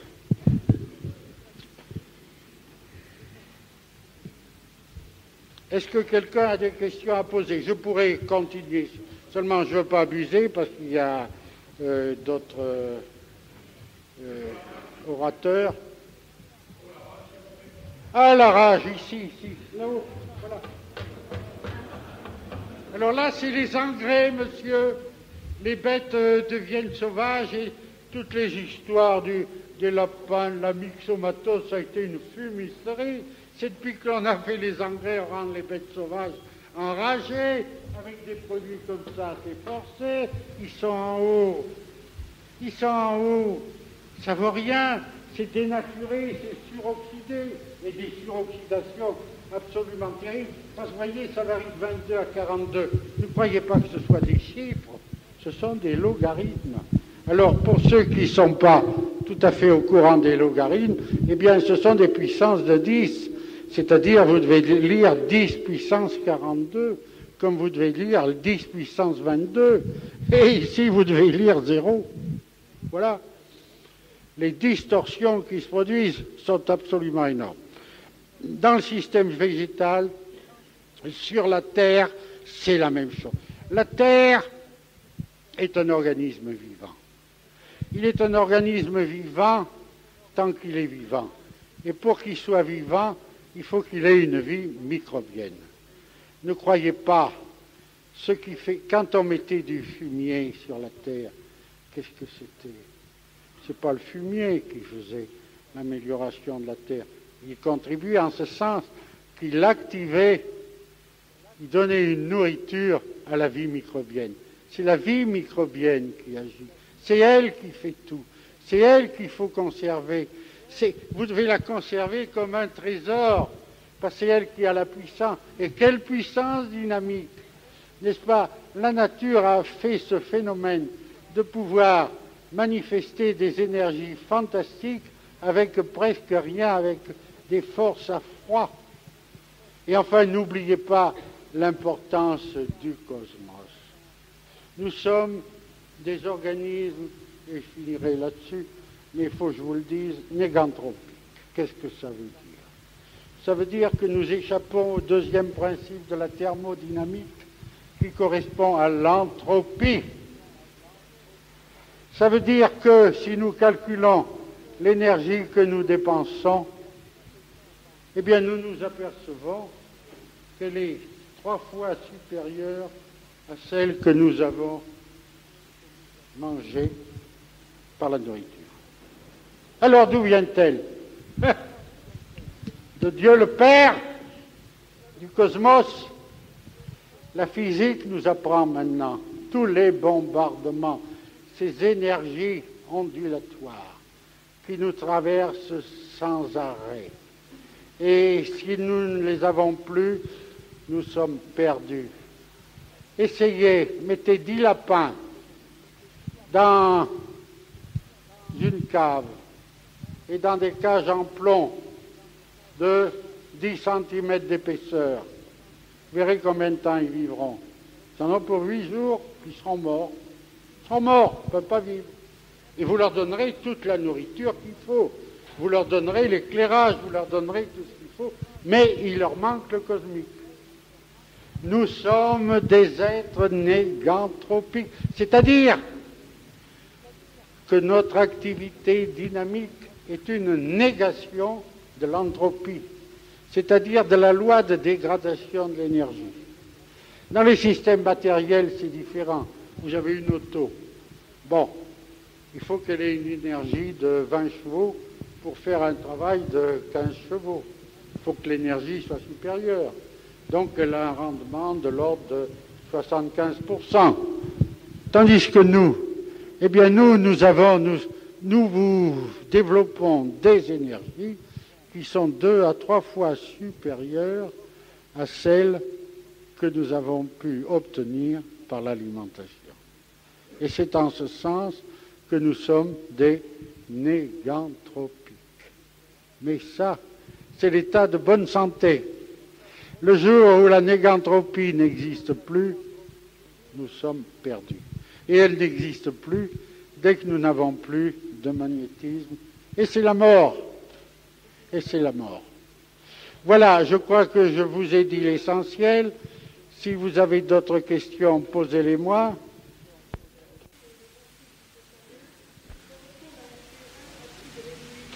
Oui. Mais parce qu'il est comme ça, c'est le bon Dieu qui l'a fait, c'est pas moi. Il est en milieu acide. C'est le seul. Acide, regardez vos tables. Acide et réduction. C'est pour ça qu'il est beaucoup plus dangereux, parce qu'il est très actif. Très actif. Et il vient de la Terre. Or, la Terre, par définition, est très réduite, puisqu'elle est bourrée d'électrons. Il y a encore un renseignement qui vous sera utile. Est-ce qu'il y en a parmi vous qui ne dorment pas? On va les faire dormir de suite. Est-ce qu'il y en a qui ont des difficultés à dormir, hein? Bon, vous serez malheureux. Vous aussi, oh là là. Et alors, vous bien, vous savez pas ce que vous allez faire. Vous êtes à la campagne. Bon, vous quittez vos souliers et au lever du soleil ou au coucher, vous marchez pieds nus 10 minutes. Et quand vous l'aurez fait 4 fois, si vous ne dormez pas, vous m'écrirez et vous m'engueulerez. Puis c'est tout. Vous devez dormir comme des souches, c'est tout. Parce que vous aurez pris des électrons de la Terre. Pour dormir, il faut prendre les électrons. Alors vous prenez les électrons de la Terre ici. Vous voyez? Quand vous ne pouvez pas dormir, les insomniaques sont ici. Ils n'ont plus d'électrons. Il faut leur en donner. Il faut les polariser, nous disons en termes physiques. Tout est simple, mais enfin, il faut le savoir. Il faut le savoir. C'est le grand secret des sorciers. Je ne sais pas si je suis un sorcier, mais enfin, je vous ai. Non. Dans le jardin. Dans le jardin, sur l'herbe, sur la terre, ou dans le ruisseau. Hein. Quand il fait beau, vous pouvez y aller. Alors là, c'est beau. D'ailleurs, je vous signale. Alors, autre chose, je vous signale. Ça y est. Mais il va être réalisé, il va être inaugurer au mois de juin, bientôt, le premier centre de santé européen de hôtel, basé sur la bioélectronique, sur ma méthode, fait par des capitaux belges et hollandais. C'est un centre où il y a 300 chambres. Les gens y vont comme dans un hôtel et tout le rez-de-chaussée contient les services médicaux qui contrôlent constamment par la bioélectronique. On vous soigne uniquement par des questions de régime, par des produits naturels et de telle façon, jamais la pharmaceutique n'arrivera, sauf si elle correspond à des produits naturels. Or, elle correspond à des produits naturels chaque fois qu'elle a quoi? Qui me dira la réponse? Un champ magnétique. Alors, on la mesure par le pouvoir rotatoire. Vous êtes pharmacienne, mademoiselle? Hein? Ah, je vois cette demoiselle, j'ai dit, elle a l'air d'être un petit peu au courant. Pouvoir rotatoire, c'est avec le polarimètre, n'est-ce pas, voir s'il y a une déviation de la lumière. C'est ça. Mais c'est pas lui qui l'a trouvé après. Ça a été encore une. Mais je l'ai dit. Ah, mais je le renie maintenant. Je l'ai dit. Et ça a été imprimé en Amérique comme ça. Parce que je dois dire, monsieur le secrétaire général, que l'article que vous avez imprimé de moi sur ça fait la grande joie aux États-Unis. Il a été imprimé déjà, je ne sais pas combien de fois. Et je suis invité à aller en septembre, octobre et novembre faire des conférences dans une belle région d'ailleurs de Californie et dans des universités. Alors là, on va s'amuser parce qu'ils sont à peu près sur la ligne. Et ils ont sorti un petit livre, Vaccination, les tueurs silencieux. Les voilà. C'est pas moi qui les fais. Voilà. Un clair et présent danger. Et alors, ils nous apprennent ce fait absolument monstrueux qu'on n'a jamais osé révéler au peuple et que je vais révéler au peuple d'Europe. C'est qu'en 1918, vous étiez jeunes tous, mais moi je l'ai vu de mes yeux, puisque à ce moment-là, j'avais 12 ans. Lorsqu'il y a eu la fièvre, la fameuse épidémie de grippe espagnole, vous l'avez vu? Ouais. C'était la peste en réalité, et une peste vaccinale. Parce que les Américains qui étaient en France, qui combattaient dans les tranchées, c'était en 17. Or, les tranchées, c'est ceux qui ont été, c'était pas un hôtel de première classe, hein. Il s'en manquait. Et alors, il y avait beaucoup, l'eau était ce qu'elle pouvait, etc. Il y avait beaucoup de typhoïde, il y avait beaucoup de... Alors, ils ont décidé de vacciner toute leur armée contre la typhoïde et la variole, et le peuple des États-Unis. Et ceux-ci en parlent. Et le dernier président a été mis en demeure, il n'a pas bougé, celui des États-Unis avant Carter. Tandis que là où on va, c'est chez machin, c'est chez Reagan. C'est chez Reagan qu'on va aller faire des conférences. Alors, vous voyez. Oui. Et alors, comment? Où? Non, à Moll, je vous l'ai fait voir, vous n'avez pas la fiche là, on me l'a volée là. Non?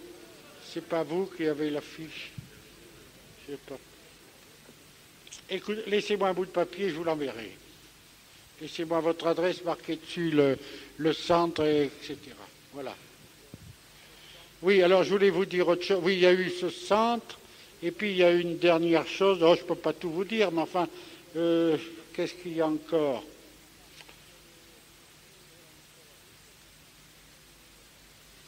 Je vois pas, c'est pas. Tant pis. Bon.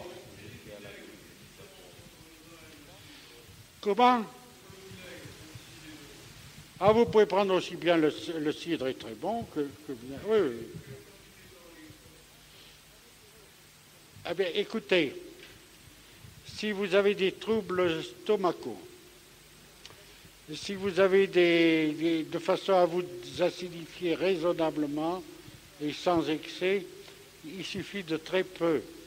Dans l'eau que vous prenez, de la bonne eau alors, genre Roucous, Volvic, peu importe. Bon. Là-dedans, vous mettez un verre à liqueur de vinaigre et vous le buvez. Et vous le faites prendre à la famille et vous verrez, vous aurez des résultats absolument extraordinaires. Parce que automatiquement, les gens en général, et il y en a de plus en plus, je mesure, vous savez, je suis effaré, qui sont par ici, eh bien, c'est désastreux. Et je m'aperçois que j'ai oublié de vous parler de cette jeune fille qui avait les 2 ovaires enlevés. En faisant l'enquête, eh bien, j'ai su ceci, c'est que c'était une jeune fille très bien, parfaite, qui n'avait jamais eu de pilule, jamais rien eu. Alors, la mère m'implore, je lui dis, mais c'est pas possible. Et puis je dis, tu es un couillon, demande la carte des vaccinations. Alors j'ai demandé la carte des vaccinations. Alors là, ça a été la révélation, mais alors splendide. 25 vaccinations, dont 10 vaccinations pendant les 5 dernières années, de 12 avec des répétitions. Elle a tout eu cette fois. Et voilà comment on fait d'une jeune fille, on fait une mutilée. Elle ne pourra plus être mère, etc.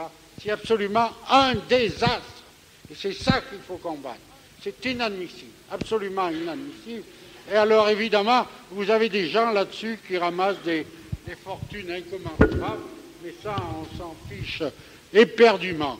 Ce qui doit compter, et il n'y a qu'une chose qui compte finalement, c'est l'intérêt général, et c'est tout.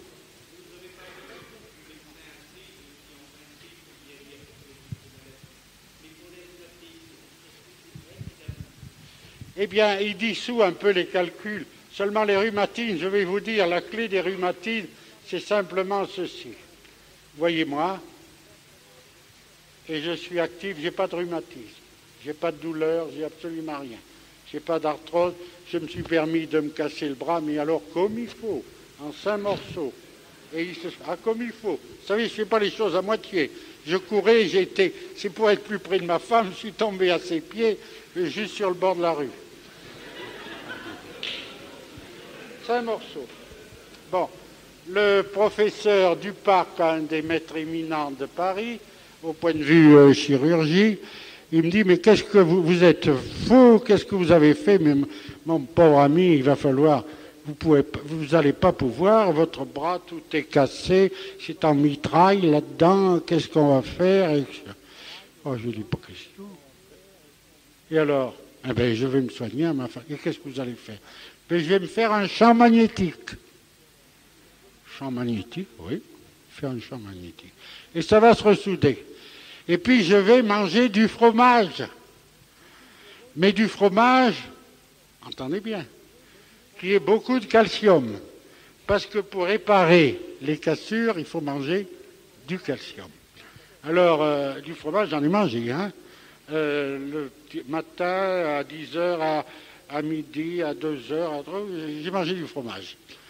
Mais j'ai mangé un fromage spécial qui vient à haute altitude, en Suisse. Ah, je ne suis pas patriote, mais enfin, c'est celui qui vraiment encore est le mien. La Pencel. La Pencel vient à 2500 mètres d'altitude. Et il n'est pas oxydé. Toujours mes principes. L'oxydation détruit les vitamines, tandis que la non-oxydation, comme à haute altitude l'oxygène est beaucoup plus faible, les produits ont beaucoup plus de vitamines, puisque les vitamines sont en bas, sont des antioxygènes.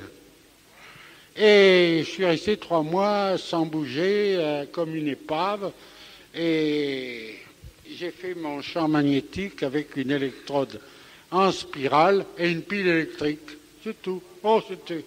Et de la musique. Beaucoup de musique sans arrêt.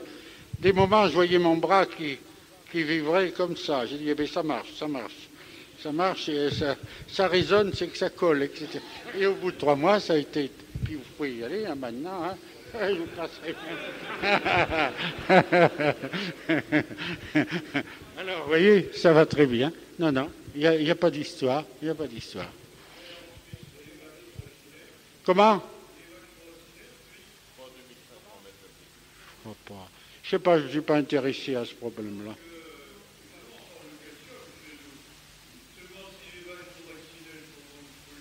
Absolument.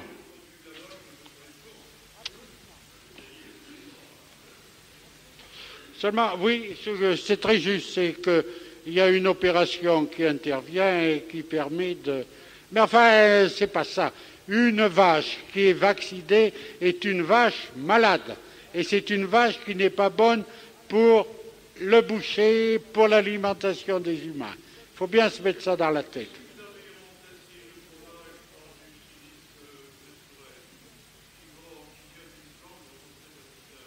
La prêle, oh, mais je la connais, j'ai même fait des essais avec... Oui, mais c'est quelque chose de spécial, en ce sens que c'est pas les mêmes formations. C'est pas les mêmes formations parce que c'est une formation végétale, c'est pas une formation animale. Or, celui qui est le mieux, qui convient le mieux, c'est tout ce qui vient de l'électron animal, c'est-à-dire de nous. Et il est démontré maintenant, j'avais fait la théorie dans le temps, mais j'avais pas de... Et en 58, je n'avais pas de moyen de le démontrer. Ça vient d'être démontré à Berkeley. Je l'ai là ici. Tiens, on peut le faire voir à ces messieurs. Je l'ai là. La formation en spirale. La formation en spirale qui est ici.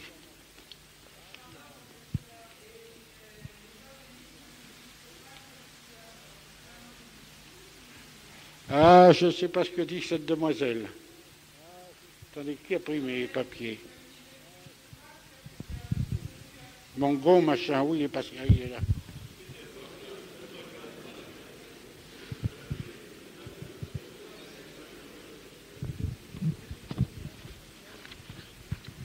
Qu'est-ce qu'il y a, mademoiselle?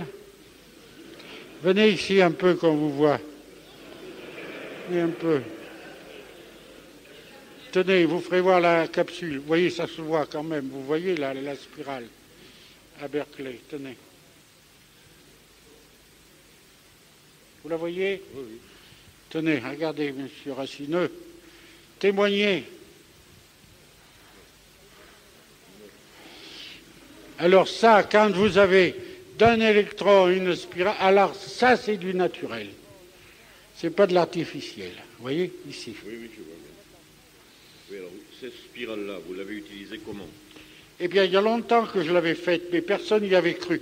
Moi, je l'avais été sorti théoriquement, parce que c'est une spirale, enfin, vous n'êtes pas mathématicien, l'Itius du 3e degré, qui est donnée par les anciens comme la spirale de la vie.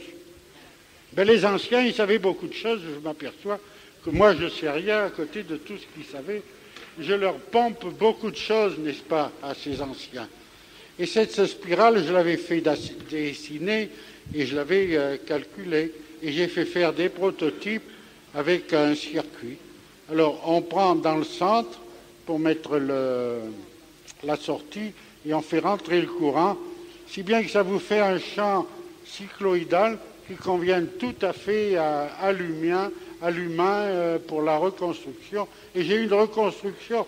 Mon professeur du parc était sidéré, il me dit « Mais vous êtes un phénomène. Avec tout ce que j'ai vu, j'ai jamais vu un type comme vous. » Ben, vous le voyez. Et votre spirale, vous la mettez où? Ici, dessus. Simplement dessus, avec la pile électrique. Pas compliqué. Alors qu'il fallait me faire des opérations, il fallait me sortir les machins. Les os étaient comme ça, en travers dans tous les sens, et tout s'est ressoudé. Alors j'avais peur, comme il y a des pointes, que quand je fasse un mouvement, rien du tout. Tout s'est bien refait, sans histoire. Comment? Mais bien sûr, elle est montée dans le sens voulu. Bon. Vous pouvez nous faire un croquis? Oui, faites voir.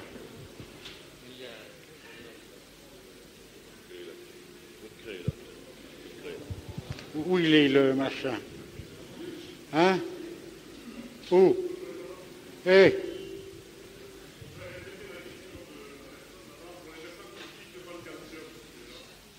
Comment? Pour les personnes qui ne fixent pas le calcium. Eh bien, le calcium ne peut se fixer qu'en milieu acide. Il ne se fixe pas en milieu alcalin. C'est que vous êtes alcalin, cher monsieur. Il faut vous faire mesurer, on va vous trouver du pH de 7,7, 7,8. Vous ne pouvez pas fixer le calcium. Vous décalcifiez et vous perdrez tout. Puis par les urines, on voit de suite si vous éliminez le calcium ou si vous le gardez. C'est instantané. La mesure est instantanée.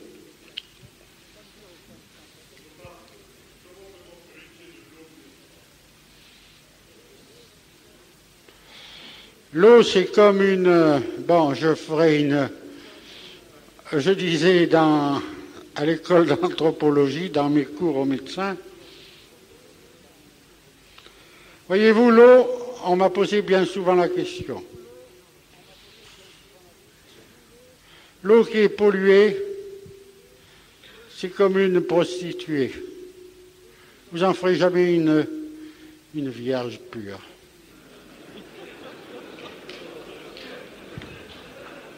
Impossible.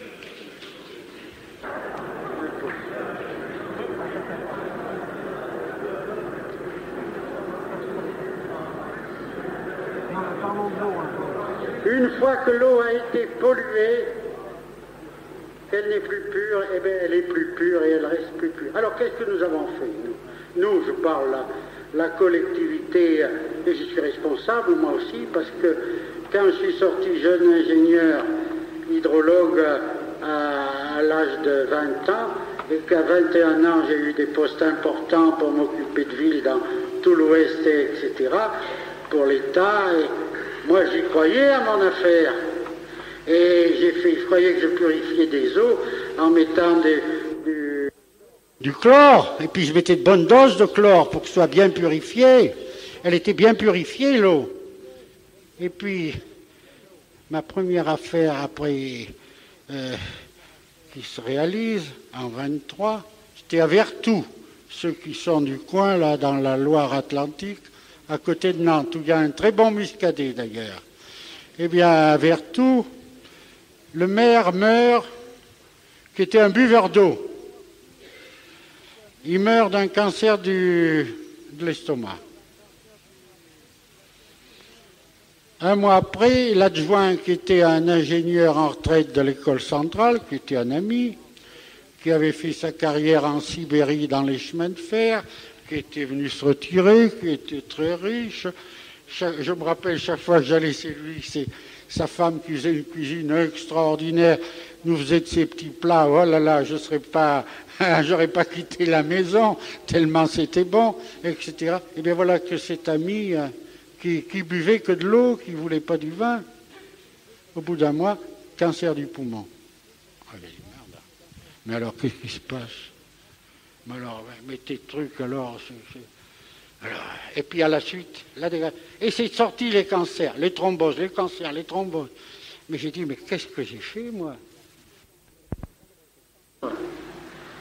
Alors, je sais pas, les autorités médicales me disent, mais ça n'a rien à voir, votre histoire. Les chimistes me disent, mais monsieur, votre eau, il n'y a pas de microbes. Ah là, bien sûr, il n'y a pas de microbes. Mais si c'est tout du chlore, vous êtes zigouillé beaucoup plus rapidement encore.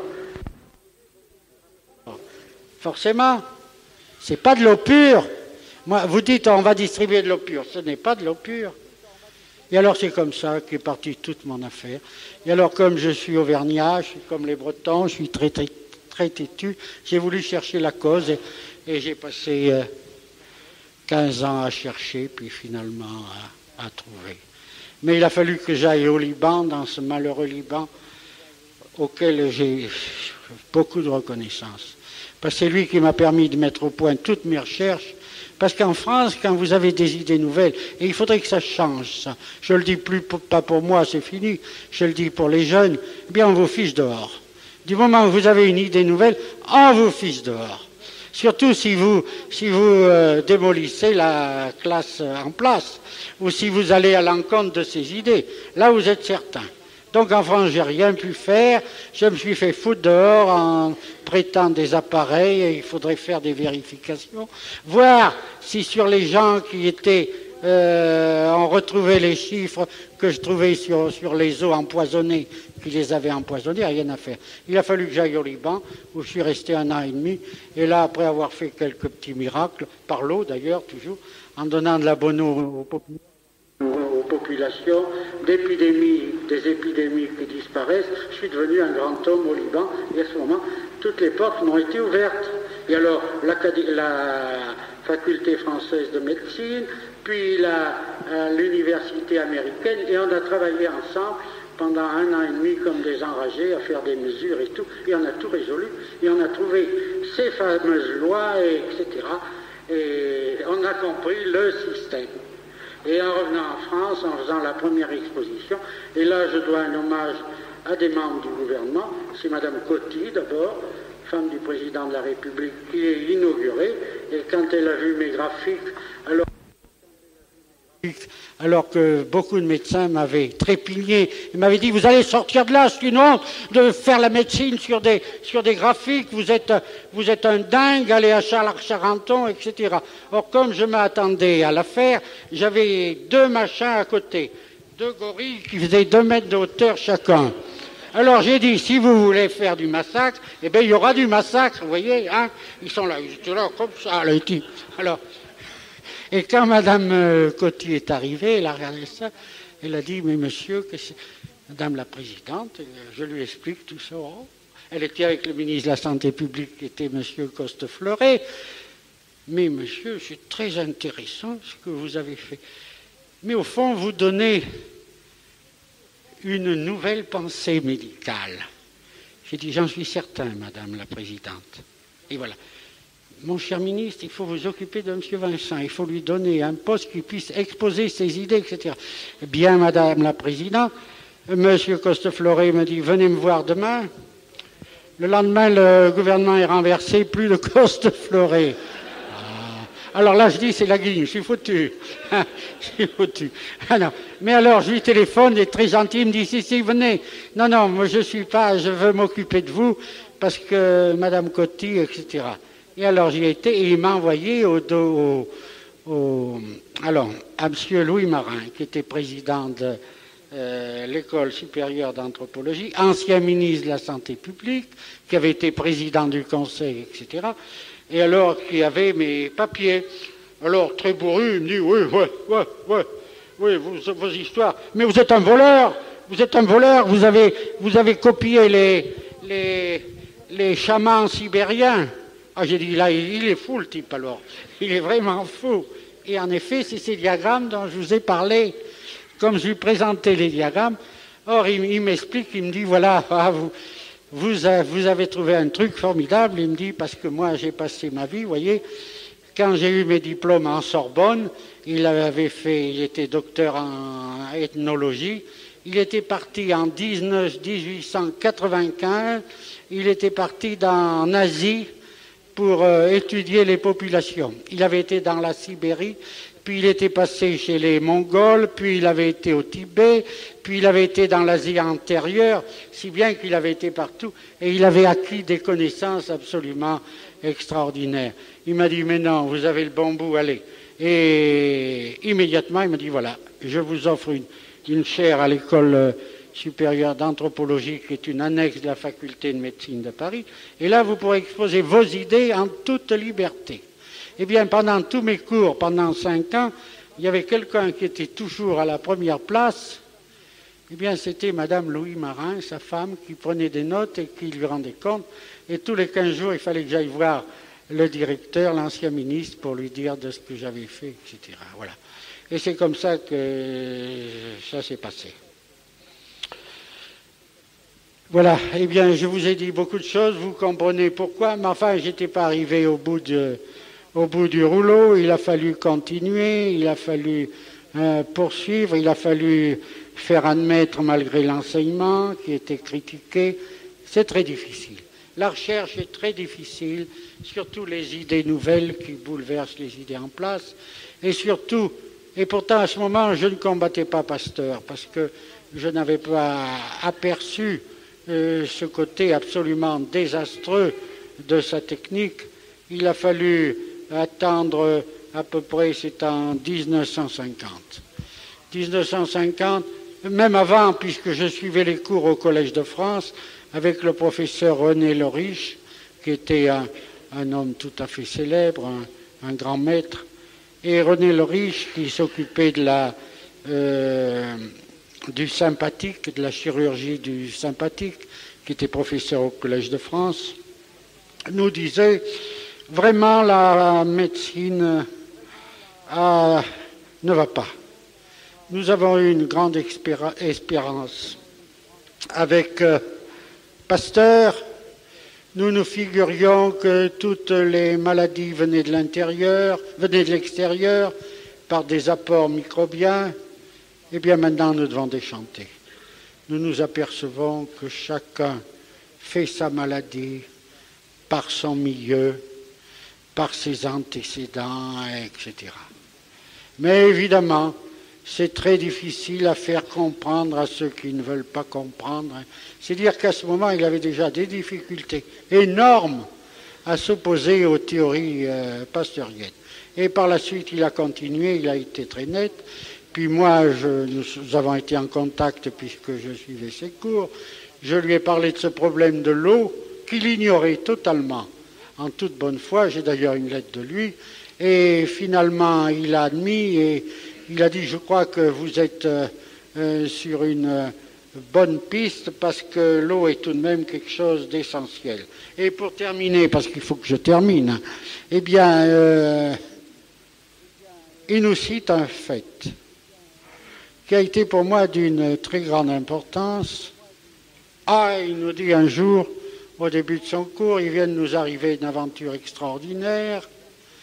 À l'hôpital, je ne sais plus quel hôpital il était à Paris, mon infirmière chef, sur un grabataire qui est en coma profond, s'est trompé.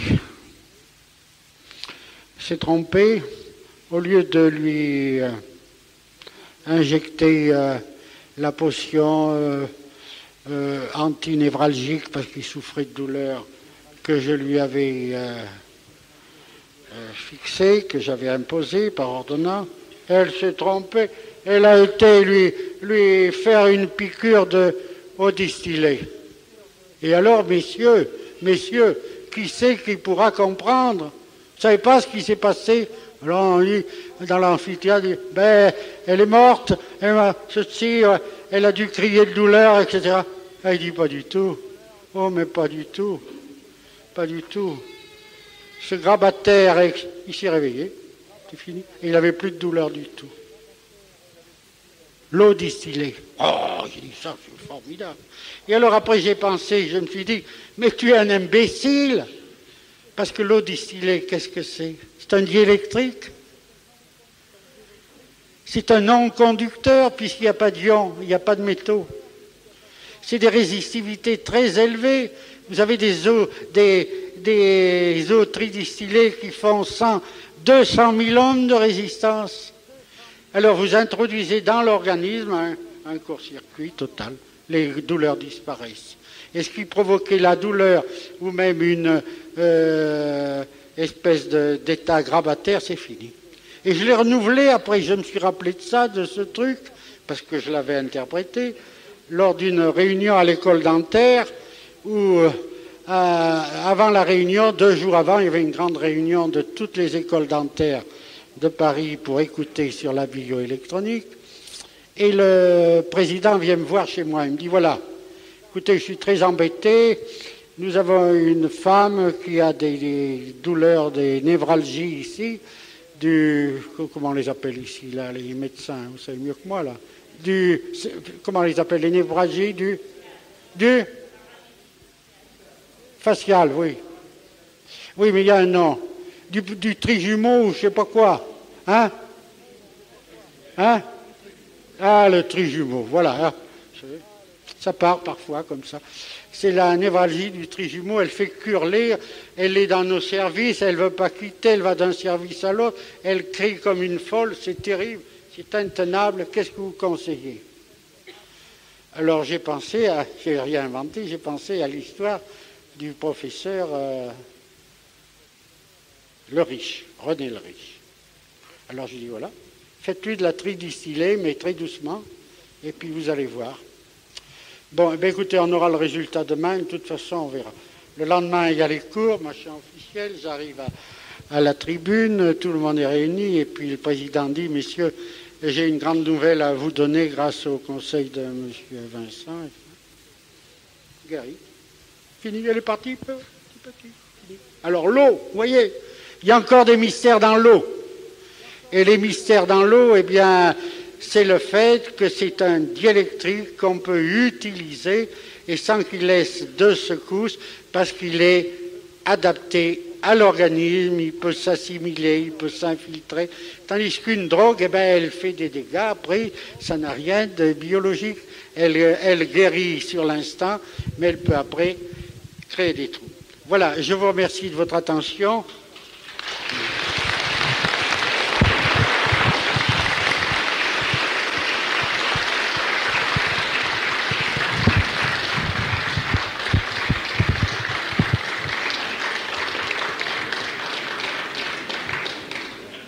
Merci pour le professeur. Merci, professeur Louis-Claude Vincent. Nous sommes très heureux de vous avoir parmi nous.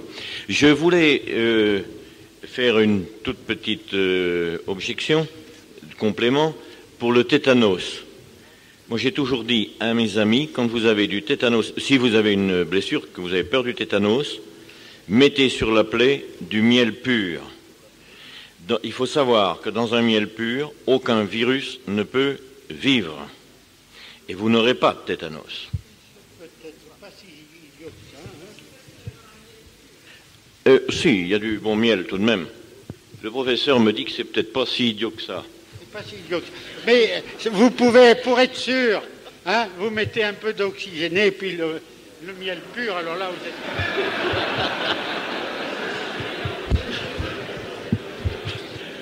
C'est une recette toute simple, toute bête, tout le monde peut en avoir chez soi. Hein. C'est très important.